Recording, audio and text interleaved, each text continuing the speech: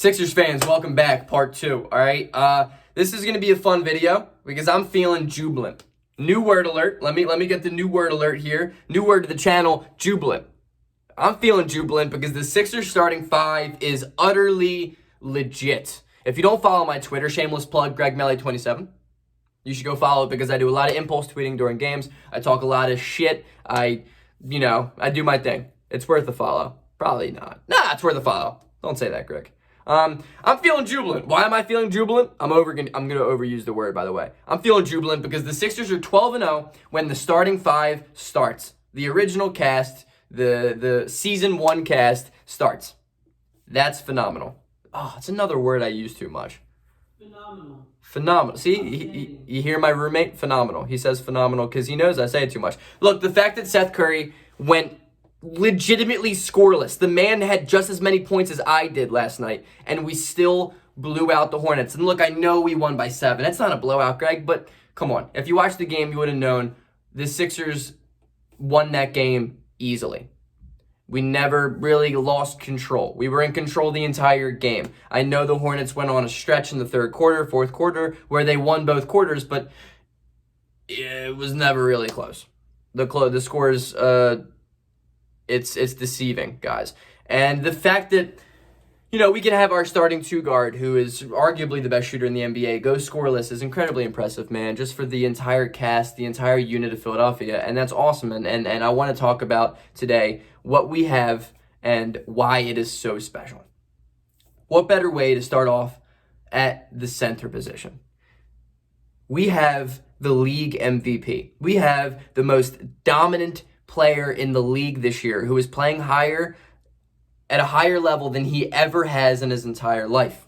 He is pushing a borderline 50-40-90 season, which has only been done 7 or 8 times ever. I think it's 8 times. It's only been done 8 times in the history of basketball. And he's pushing a 50-40-90 season, which is historic. But he's doing it at a center position. That's never been done before. The closest thing is, you could say Dirk Nowitzki as a 4. And that man was not really an interior guy. Embiid has never been a shooter. But what makes him so lethal this year is the fact that he has range. He shoots the ball extremely well from 3 so far to start the year. Now, I don't know if it's going to, maintain, but all signs are leaning to it maintaining. He's putting up a pretty high volume, and he's knocking them down at an equally high rate. What's more important than his 3-point shooting, though, what's the most important thing about him right now is his mid-range game is historic. It's historic this year. He does not miss mid-range jumpers, which keeps the defense honest, and he blows by them because his footwork is better than anybody else in the league, and the man is 7 foot plus, borderline 300 pounds, and he moves like a ballerina. He is incredible. Look what happens when our big man conditions. That's our 5. So already, the Sixers are going to be a good team because we have the MVP of the league right now at a position where no team has anyone that can guard him. No team. Literally nobody in the league can stop Embiid. And I hope Jazz fans find this video and comment, "Oh, Rudy Gobert. Rudy Gobert can stop him." I'll believe it when I say it. Because this doesn't happen. Anthony Davis can't stop him.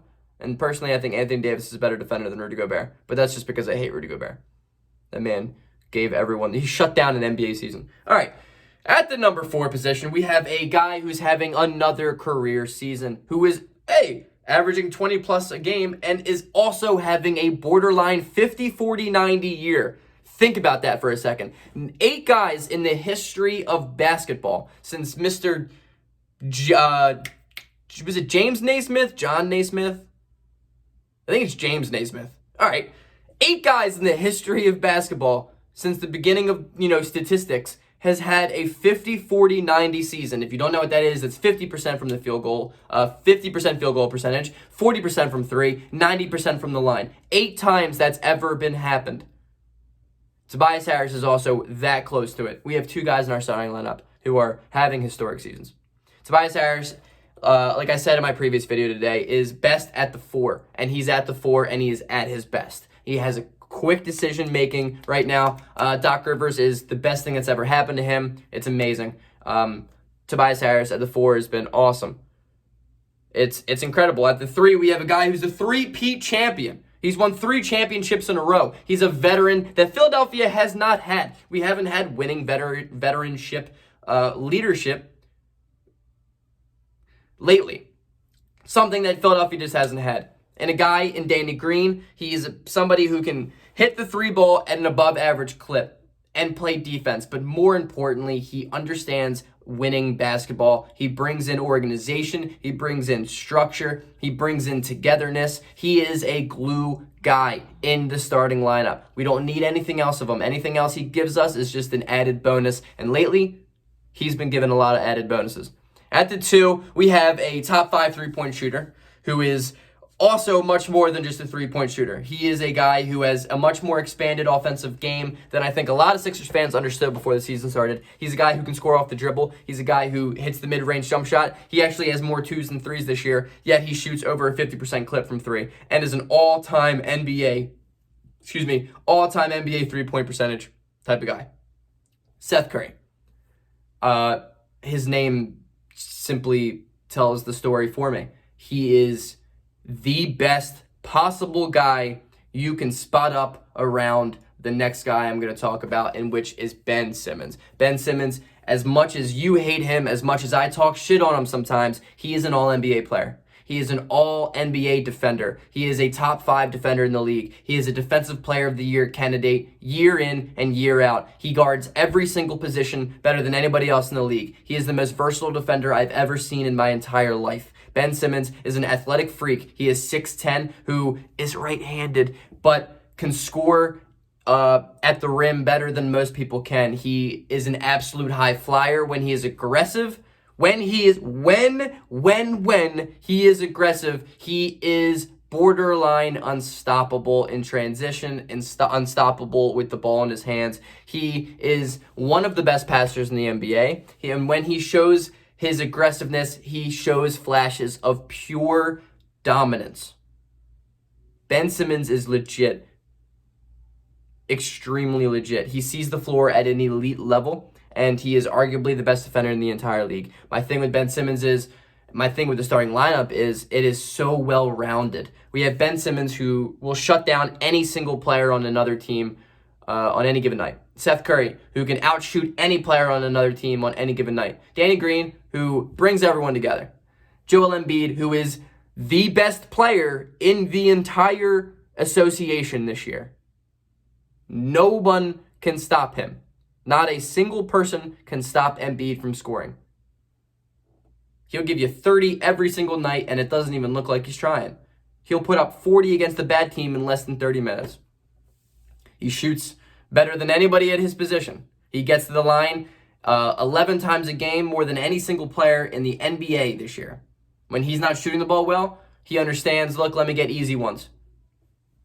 There is not a single flaw in his game this year. Oh, did I mention he's also a top 5 defender in the NBA? Huh.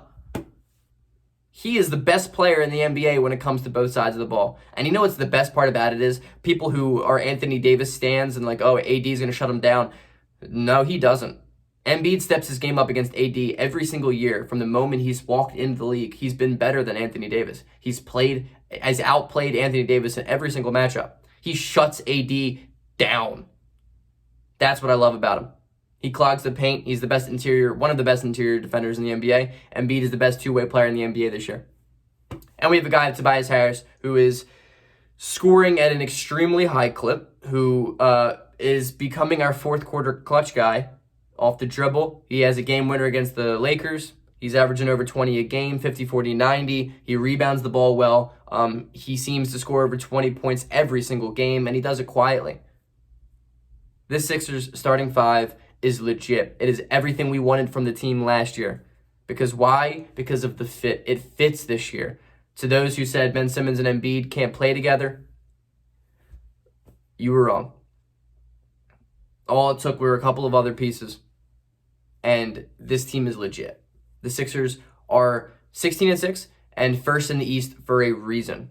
When we have Embiid in the lineup, we have a case to be made to be the best team in the entire league. Peace out. Go Sixers.